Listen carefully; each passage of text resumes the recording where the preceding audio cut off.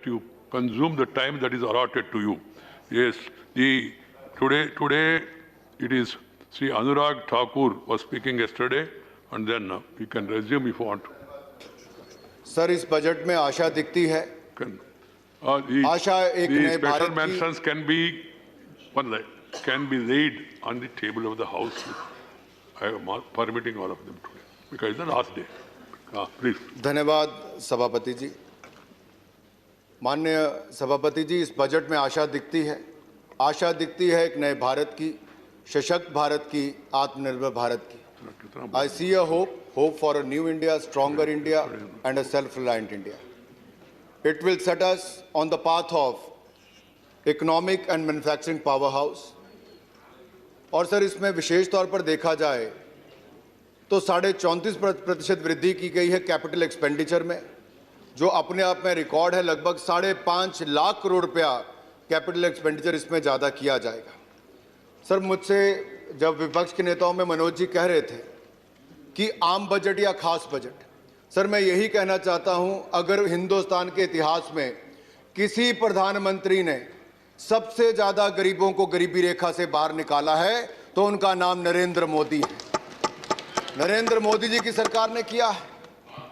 Sir देखिए, 10 करोड़ से ज़्यादा गरीबों को शौचालय देना, हर परिवार को पक्का मकान देना, हर गांव तक बिजली पहुंचाना, हर गरीब को मुफ्त में बिजली देना, 4-4 LED के बल्ब देना, और अब हर घर नल और नल से स्वच्छ जल देने का काम भी नरेंद्र मोदी की सरकार करने जा रही है। यही नहीं, अनुसूचित जाति को आप किस में गिनते हो, खास में या आम में? मैं आपसे ही पूछना चाहता हूं। अगर अनुसूचित जाति की बात की जाए सर, तो अक्रॉस मिनिस्ट्रीज 51.65% की बजट में वृद्धि की गई है। लगभग 83,000 करोड़ से बढ़ाकर 1,26,000 करोड़ से ज्यादा किया गया है। सर, सामाजिक न्याय अधिकारिता मंत्रालय किसके लिए काम करता है? सामाजिक न्याय किसके लिए? उस पिछड़े के लिए जिसको आगे लाभ नहीं मिलता था।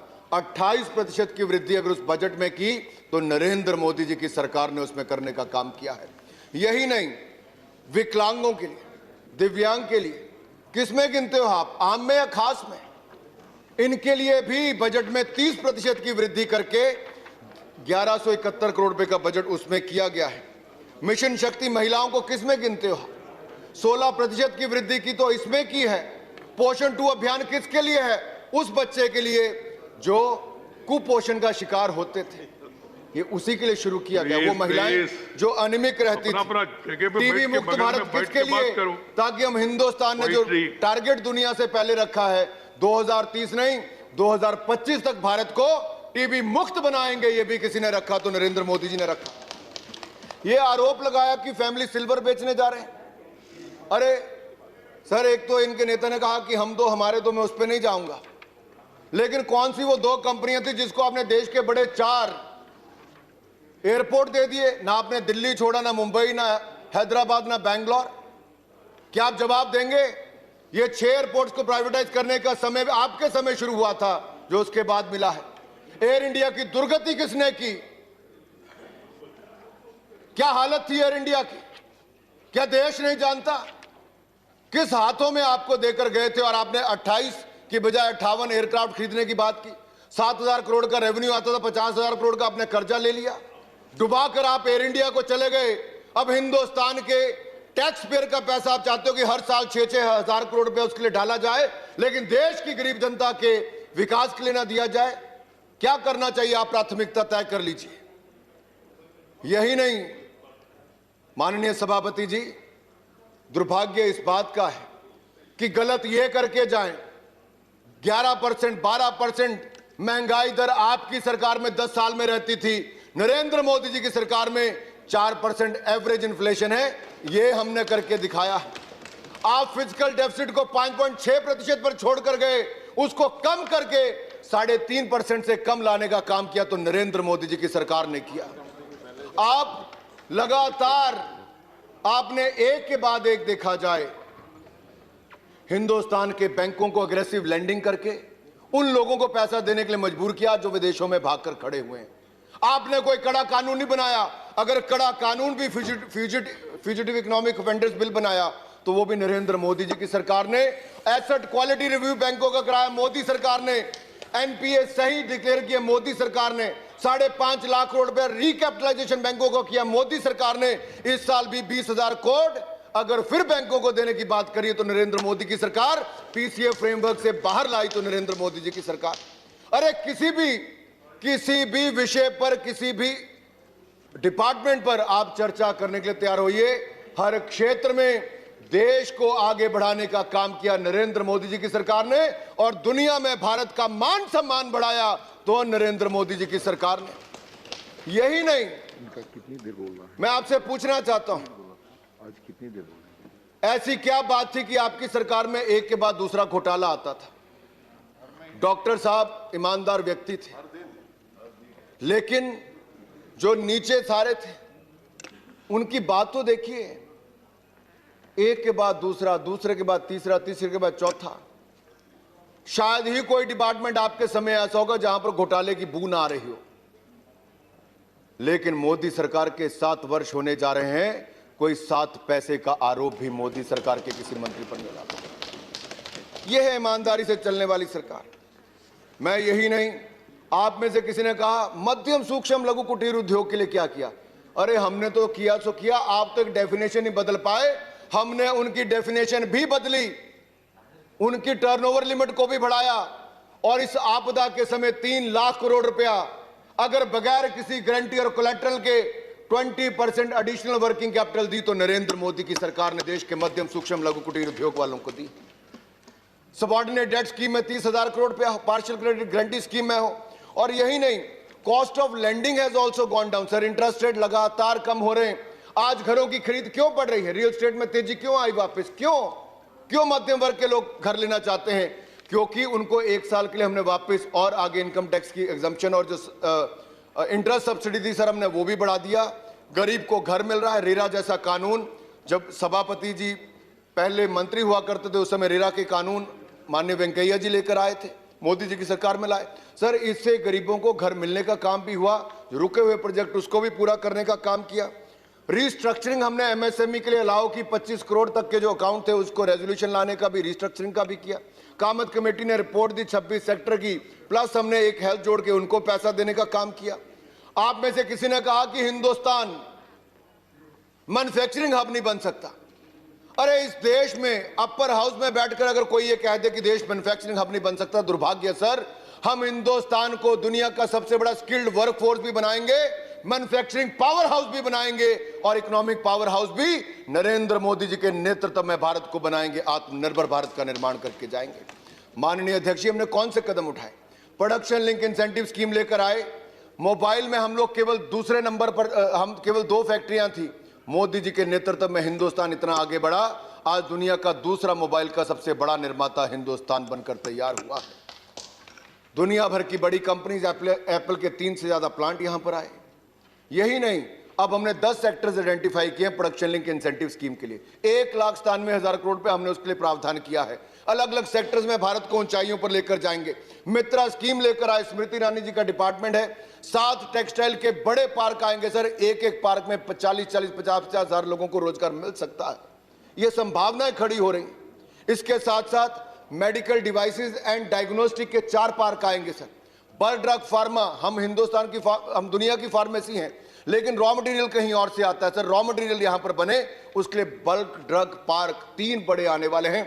लगभग 50,000 करोड़ से ज्यादा इन्वेस्टमेंट उसमें आएगी सर। फिनटेक हब यहां पे बनाने की हम बात कर रहे हैं। यही नहीं सर, जॉब क्रिएशन ये पूछते थे कहां से होगी, यहीं से होगी। रियल एस्टेट बढ़ रहा है, कंस्ट्रक्शन बढ़ रही है, कैपिटल एक्सपेंडिचर 5.5 लाख करोड़ रुपए हम ज्यादा करने जा रहे हैं। इसका मल्टीप्लायर इफेक्ट होगा तो 2.5 से 3 गुना ज्यादा होगा। क्योंकि पटनायक जी यहां पर बैठे, पटनायक जी ने बहुत शानदार बात की थी कि उड़ीसा की सेल्फ हेल्प ग्रुप महिलाओं ने कैसे शानदार काम किया। सर, मजा आता है सुन के, कोई अपने राज्य के बारे में अच्छा काम किया उसका उल्लेख करे, हमें सीखने को मिलता है। और नरेंद्र मोदी जी की सरकार ने सेल्फ हेल्प ग्रुप की महिलाओं के लिए 10 लाख से बढ़ाकर 20 लाख रुपया उसमें किया, ताकि हमारी बहनें और ज्यादा अपना स्वयं सहायता समूह बना सके। रेड्डी जी हमारे बैठे थे, टर्मरिक बोर्ड बनाने के लिए बात की। उन्होंने ये भी कहा कि एनआरएस के लिए वेलफेयर बोर्ड बने।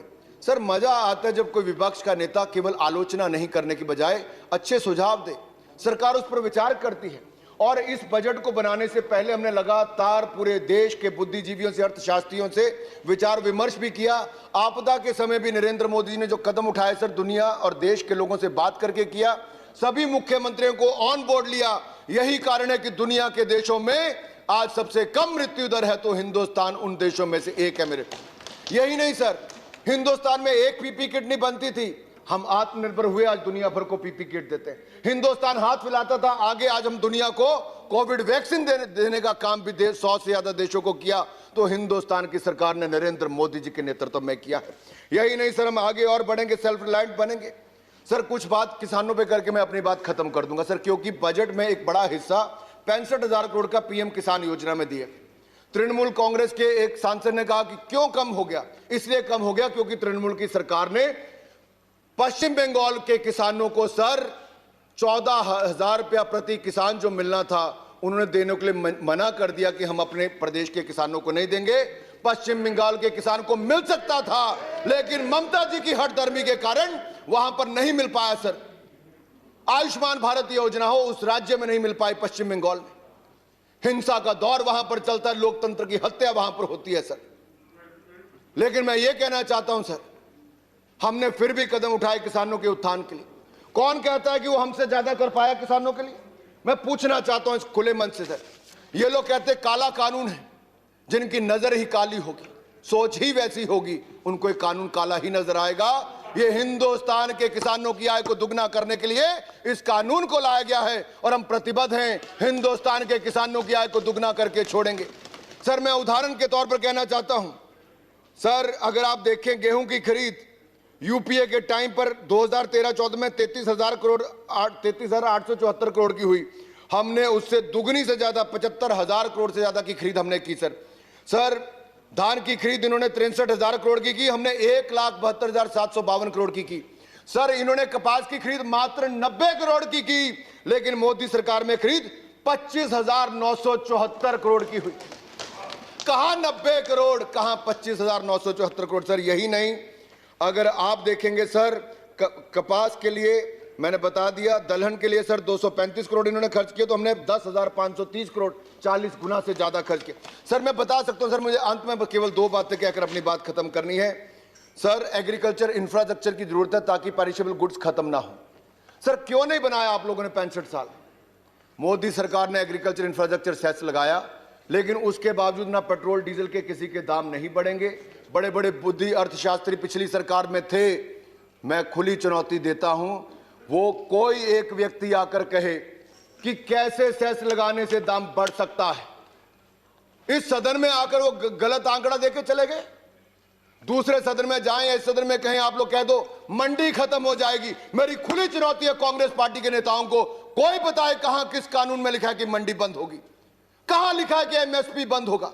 है कोई कांग्रेस के नेता में दम या विपक्षी दल के नेता में दम जो बताए कि किसी कृषि कानून में कहीं पर भी लिखा है कि मंडी बंद होगी, एमएसपी बंद होगा?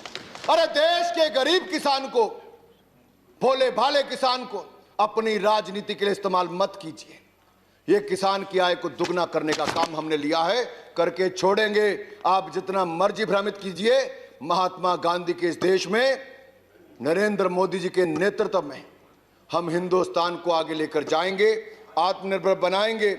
और मैं इतना ही कहता हूं, आप जो मंडी खत्म करने की बात करते थे, हम 1000 मंडियों को और सशक्तिकरण और करने जा रहे हैं।